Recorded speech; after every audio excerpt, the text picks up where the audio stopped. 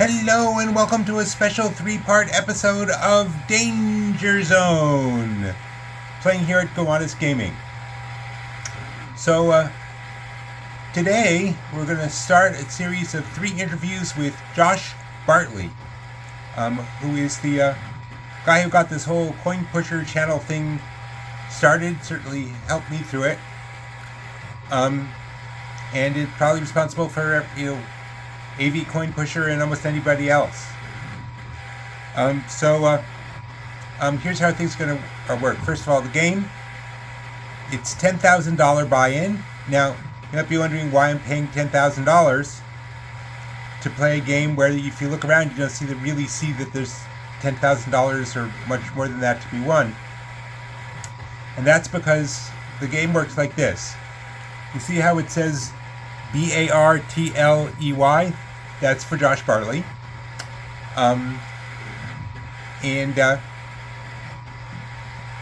Excuse me. The 10,000 is not for just one game; it's for 3. By the end of the 3 games, to keep everything I've won from the 3 games, I have to have brought down all the chips to spell Bartley. In other words, I have to get down, over 3 games, I have to get down all 7 of the chips. Now, that have letters on them. Now, of course, I could win them all in this game. Who knows? But if so, then when I win them all, when I get them all, I get a $5,000 bonus. So, all is well. Now, I'm going to play, and while I'm playing, I'm going to be quiet. Yes, I know, hard to believe. I'm going to be quiet. I'm just going to play the interview with Josh Bartley, and you'll hear me play. You'll hear Josh and me talking, and hopefully you'll enjoy it. So I'll talk to you soon. This is John Ordover from Danger Zone, talking to Josh Bartley, the godfather of coin pusher channels. Every one of us has to kiss his ring before we can start a new channel. Yeah. I'm going to ask you the same question I ask everyone else, which is, how did you get started in this, and why do you keep doing it? Because I got to tell you, I've been doing it quite a while now, and I don't understand really why I'm doing it. Yeah, right. Well, on my mom's side of the family, my uncle, his family, they did filming. Like back at the old 80s, 70s, they kind of recording. I think they did a lot of commercial work. And I can remember being young and them showing me videos that they did. And honestly, the effects now are just laughable. But back at that time, I just thought it was the coolest things, like the Star Wars effect when the fonts are floating away into space. They would put those into their videos, and I just was like completely enthralled just by that whole concept. And for some reason, I just come from a family with my dad that almost most of my childhood we had a video camera out. Like, it didn't matter where we were or what we were doing. He always had a video camera recording, which fast forward as an adult, I'm glad he did that.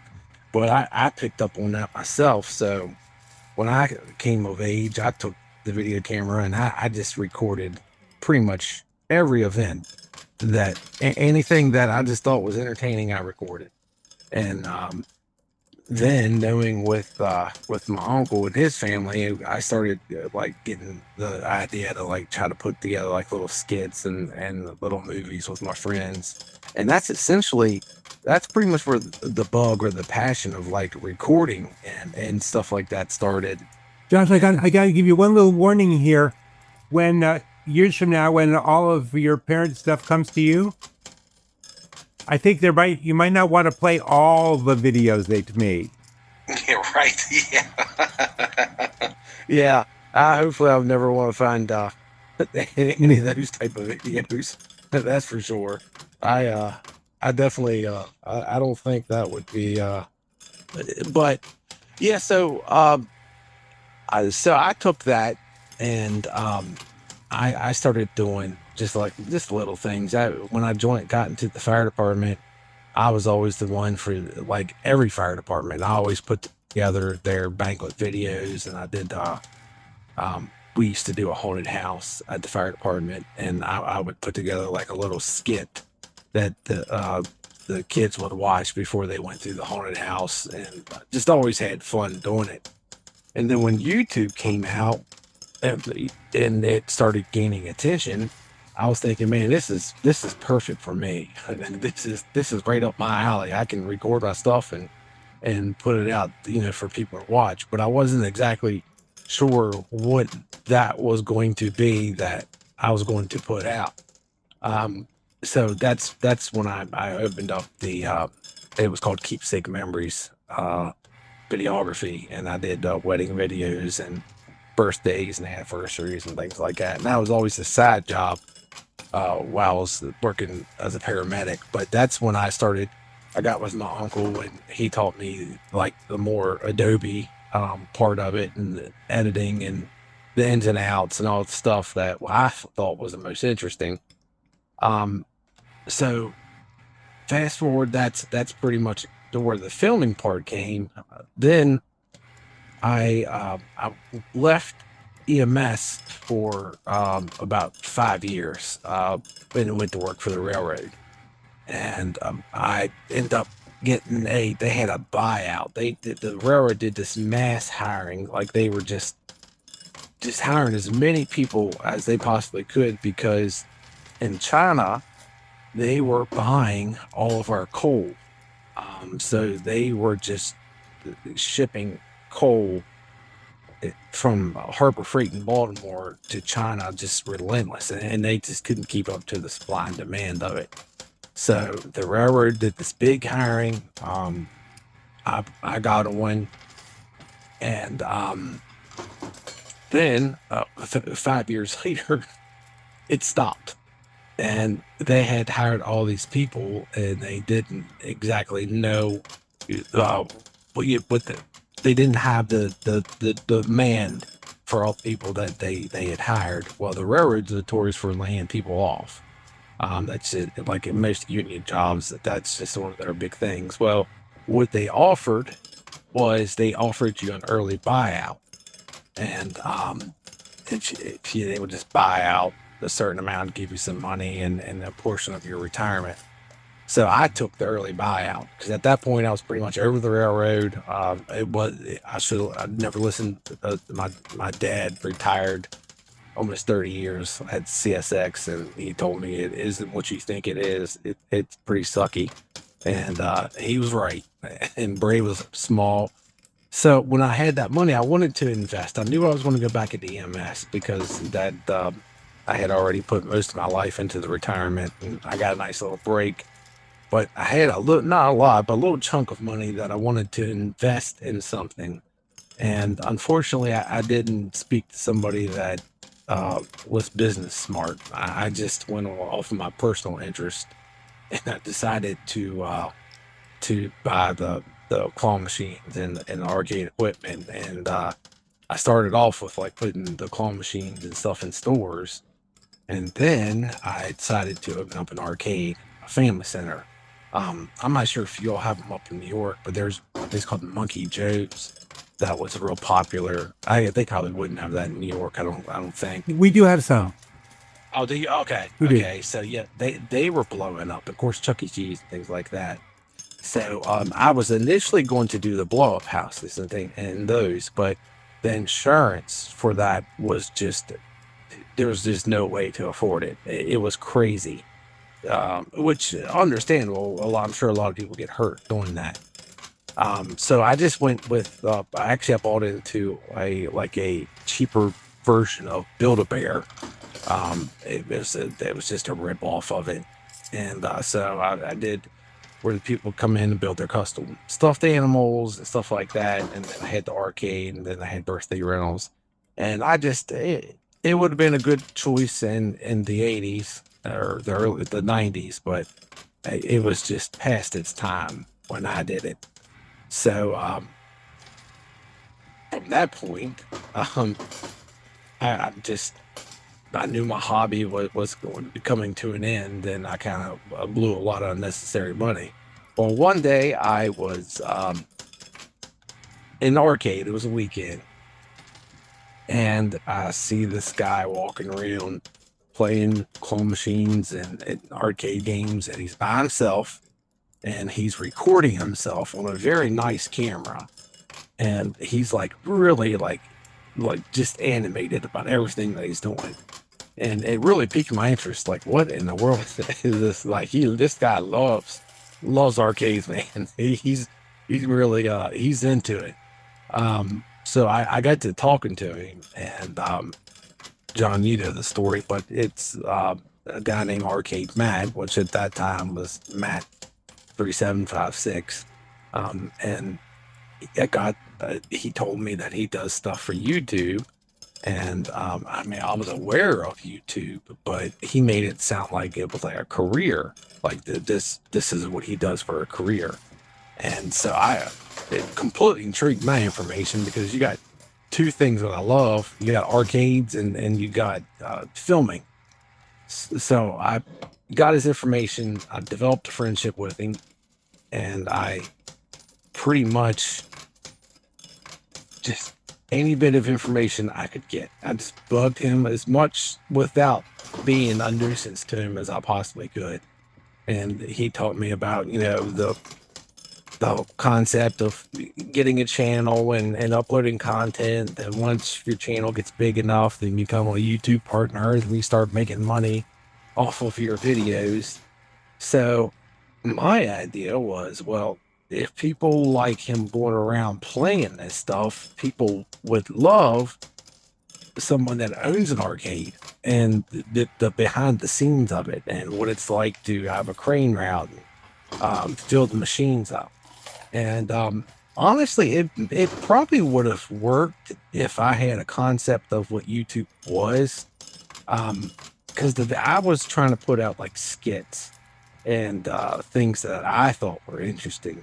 And it just, at the time, it just wasn't that interesting to other people. I don't even think they understood the approach or what I was even trying to allude to in my videos. So, I do marketing consulting, and one of the things I tell people who want to start something up is it's not about what you love; it's about what the mass market will love. Oh, amen to that. That's great advice. And that's where I went wrong. I had part of our birthday rental stuff is I went out and bought Scooby-Doo and SpongeBob, and I mean pretty much any character that was popular at that time I had a mascot for.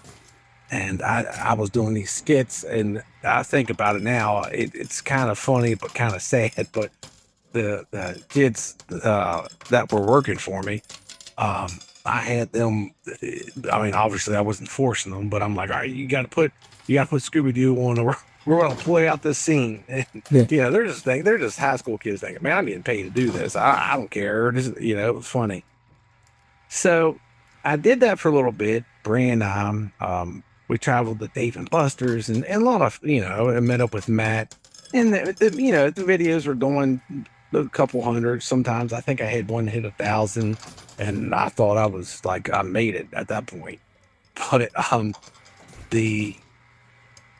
by my house is a truck stop, which now is very popular on the channel. But the videos aren't popular, but the name is popular, which is Flying J's. And at that point, Flying J's had 2-3-person coin pushers, and they had claw machines, and they had just all kind of different redemption games.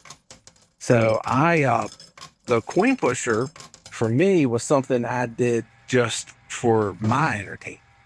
I didn't think about recording it. I like to gamble. And I owned a coin pusher at the arcade, but I tried to start it off with money, and every time I would, some kid would come in and knock it over or do something. So I made it themed about like winning arcade tickets for tickets redemption, to keep people from doing that. Well, I don't even know what the first video was, but I recorded Bray and I playing the coin pusher, and it wasn't that video. I've often said that the first time I put the video out, it went viral, but it was like one or two that were into that. Instead of getting 500 views, I went to like 5,000 views. And so I was thinking, okay, well, people maybe like the gambling aspect of it. Well, the more I put out of me playing the coin pusher up there, the bigger the channel got, the more views that I got. And I started listening to the comments, and people were telling me, a lot of them were telling me to bump the machine, which I would never do that because, again, own an arcade. I know what that's like to have someone doing that, but some of the things I thought were kind of silly, like bring a magnet up there. And I was thinking, what's a magnet going to do? You know, quarters, they're made of nickel, wooden, copper. They're not made of, they're not made of anything, a magnet. But I appeased the audience, and I got a fish tank magnet, the weakest of all magnets, and I ran it across the front of it, and I did like almost like a Mythbusters kind of thing. Like, will this work? And that video eventually, I think it's got almost 3 million views on it now. So that's pretty much the long story of where the birthplace of the channel started. And how, the coin pusher stuff kind of started.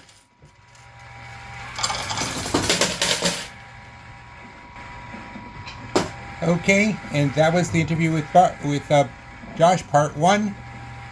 Part 2 will be coming up on Wednesday. And we'll be right back. We sell zebras. That's all we do. And we're back, and of course, while I was cleaning out, one of the towers fell down on the right. We have about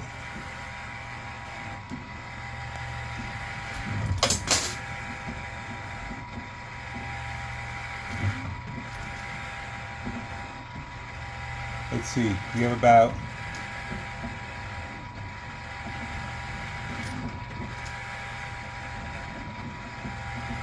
three minutes left.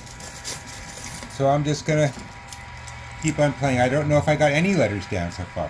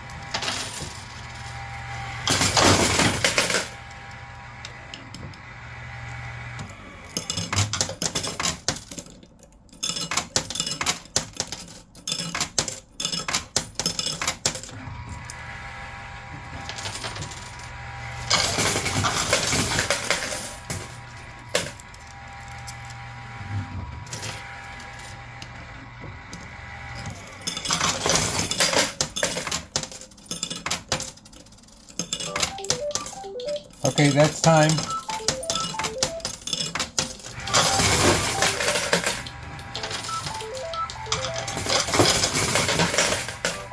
Okay, I'm going to clean out. Get right back to you. Trying to lose weight? Try Happy Harry's Ozempic Zeppeles. With a prescription, half the price. Without a prescription, twice the price. Just come on down. Okay, just going to do, I'm not going to do an actual count up. Because, remember, with $10,000 buy-in, but it gets me 3 games. And I have to spend those 3 games trying to spell out Bartley for a $5,000 bonus. But so we got an A and an R, so they won't be in the next game. And a couple thousand pips. And 1,000 packs. So we pretty much, I think just at a quick glance, I think maybe we got the 10,000 back, but I don't get to keep any of it until I get all of Bartley down over the next 2 games. So this is going to air on a Monday, and then the part 2 will air on a Wednesday, and then the next Wednesday. In other words, Monday, Wednesday, Friday, 1, 2, 3. So this is part 1. So thank you guys for watching, and I'll see you on Wednesday. Bye.